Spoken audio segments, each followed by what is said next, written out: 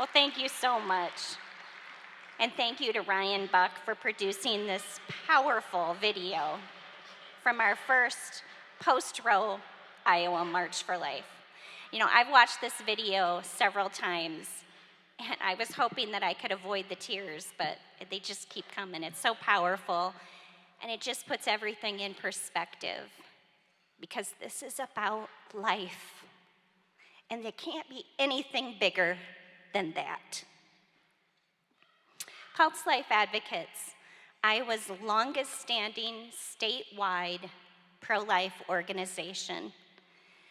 I feel incredibly proud in the most humblest of ways, and blessed and honored to be working and fighting for life on behalf of Pulse for the last 13 years.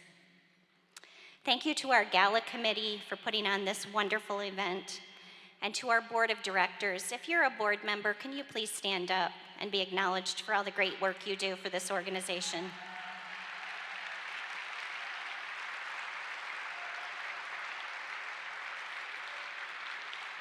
And a special thanks to our staff, Sarah Schultz and Tom and Karen Quiner.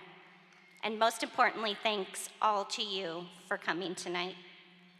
You know, every year in preparation for my time with you this evening, I get an opportunity to evaluate what worked, what can be improved, and ultimately, did we move the needle? Did we change hearts and minds? And I always have that knee-jerk reaction of I could have done more. I could have done more. And then I'm reminded of the words of Saint Mother Teresa of Calcutta.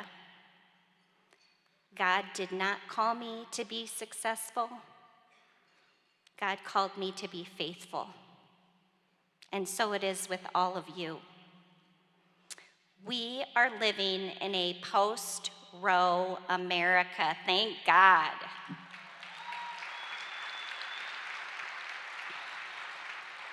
And while it was the biggest victory the pro-life movement has seen in 50 years, our fight does continue. It's just in different ways. And Pulse is there every step of the way. You know, the election a few weeks ago left the pro-life movement in shock.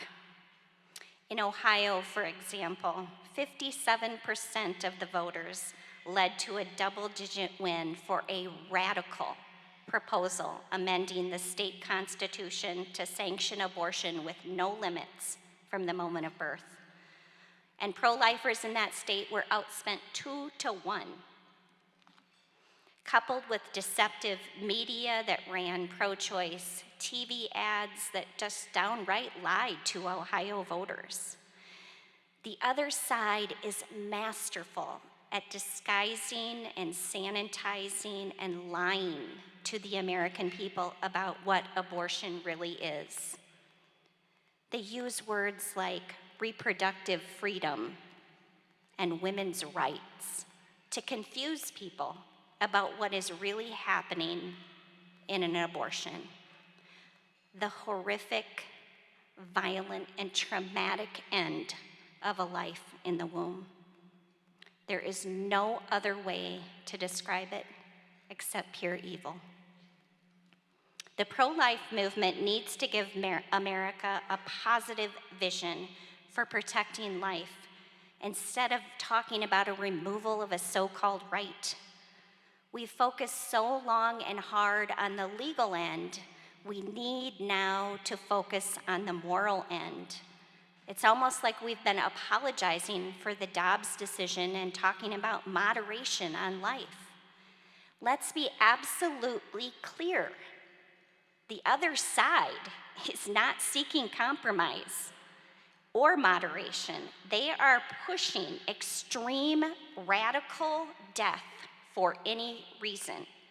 The abortion industry's mantra used to be safe, legal, and rare. Now it's infanticide, and taxpayers should foot the bill. But we will win when we expose the extremism of the other side and contrast it with the compassion and love of the pro-life movement.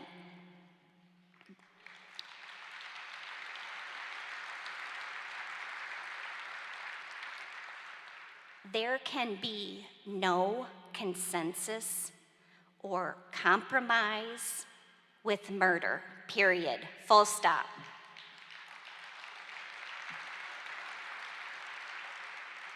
And it is not a political liability to be pro-life, and it is not a losing issue.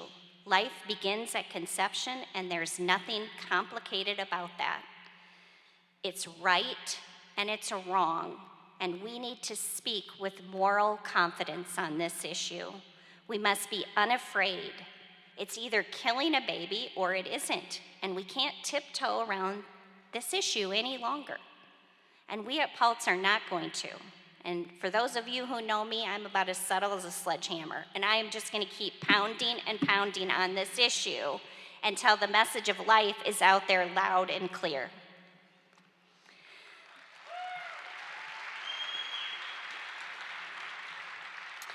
This summer, we had a special session thanks to our incredible pro-life governor, Kim Reynolds.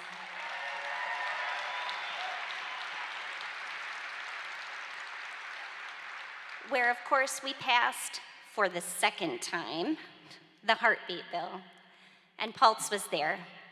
We testified, we rallied, we prayed, and we witnessed. When the Des Moines City Council tried to make abortion a city issue, Pulse was there. When women go to Planned Parenthood, Pulse is there praying and witnessing. And when Iowans visit the state fair, we are there educating. When people across the country travel to Washington, D.C. for the March for Life, Pulse is there. When your children need education on the issues, Pulse is there with our curriculum.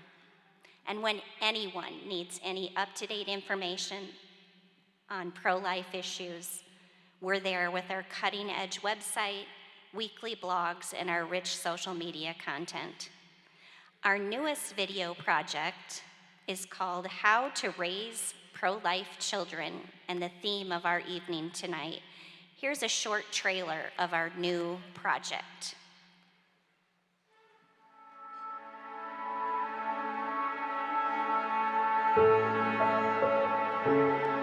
We asked moms and dads, husbands and wives, clergy and laity, and saints and sinners 2 simple questions.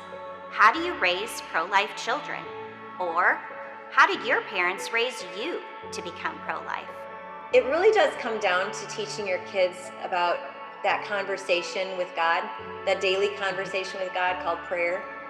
We have to speak for those that have no voice at this point. If you are pro-life, don't be afraid to say that. Never be ashamed for the way that you feel and the way that our faith is shaped, the way we view world issues. My dad took me twice to Washington, D.C. to the March for Life.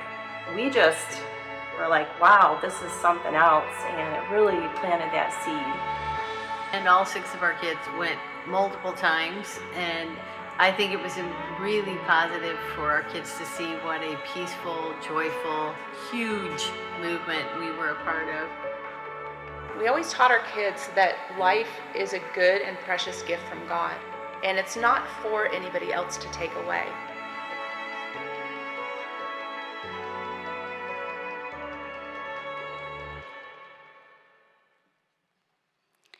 This is what you've come to expect from Pulse.